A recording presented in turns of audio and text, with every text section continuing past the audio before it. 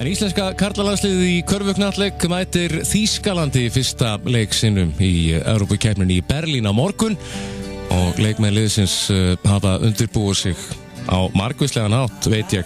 Ragnar Natilegansson, Raggi Natt, er á línunni. Blessaður og sæll. Jú, sæll og blessaður. Hvernig hefur þetta? Hvernig er lífið í Þýskalandi? Það er bara eins frábært að það gerist bara. Já, er sumar ennþá? Já, ég er ennþá sumar sælan maður.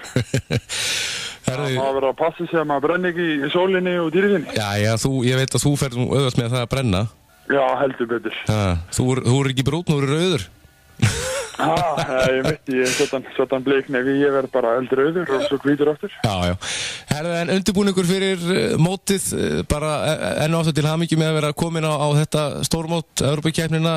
Hvernig hefur undirbúningur gengið? Hann hefur gengið ótrúlega vel, sko. Byrjum snemma í sumar á smáþjóðleikunum. Fengum þá heima og voru mjög fínir og svo núna fórum við til Íslands á æfingamót. Já. Gekk vel þar og komum til Póllands núna áður við komum til Berlínar. Og fengum við neyndar aðeins svona skellir rassinn, svona smári í alitetsjekk þar. Þarf ekki að fá stuttu spark í raskatið?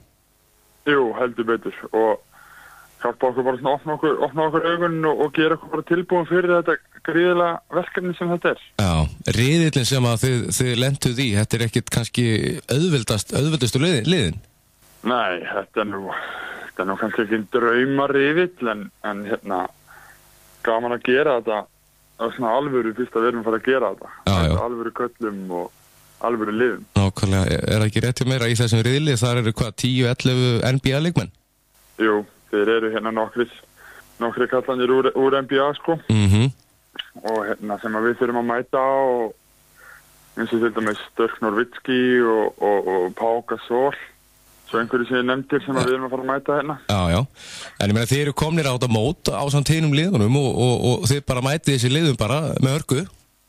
Já, heldur betur. Við mætum bara með þessum íslenska hroka og við ætlum ekki að gefa þeim neitt og ef þeir dyrfast að halda þetta sé einhver frídagur fyrir þá mun þeir finna fyrir því. Já, nákvæmlega. Hvernig eins og með þýska liðið? Þetta er gott lið? Þetta er gríðilega gott lið, sko. Við erum búin að vera að skoða og skáta það mikið og við erum alltaf eftir opnunarleikur, fyrst leikur mótið þeim. En ég held að það verður alveg dundurspennandi leikur frá byrjun til enda. Já, nákvæmlega. Raggi, ég tók eftir í fréttu núna á dögunum að íslenska liðið, það var einhver sem að kallaði liðið bara dverga. Hvaða bull er í gangi hérna? Já, það var hérna, við spilum móti Washington Wizards centernum í pólska landsliðinu.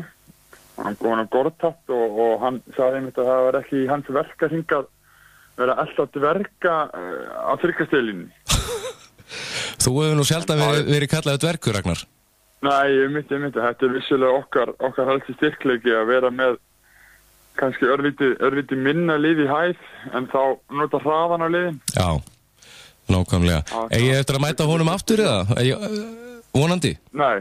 Ekki nema þegar við höldum áfram. Já. Þegar við komum upp úr riðlinum. Það hefði verið gaman að mæta honum aftur og láta hann gleypa þessi orð tilbaka. Heldur betur. Þetta er frábært. Allir heilir í liðinu? Já. Var ekki Pavel, var hann eitthvað tæpur fyrir mótið eða? Nei, hann var smá og hann var bara leftur hann að hvíla eins og unnið á þessu og hann er alveg komin heill tilbaka, sko. Já, nákvæmlega. Bara halda þeim góðum frekar en að láta fjöksnast á þessu. Já. Algjörlega.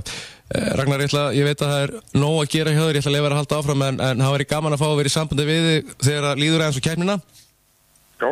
Og ég segi bara áfram Ísland og við fylgjumst með ykkur. Ef þið farið á hérna, reyndi að fylgjast með mig líka á Instagram. Já.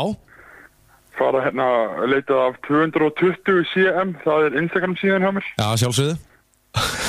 Og ég ætla svona að reyna að posta sem flestu myndum og það er svona vissilegu leikur í gangi líka, þannig að ég þykja öll sem ég fæ. Já, það er ágætt að koma því í loftið.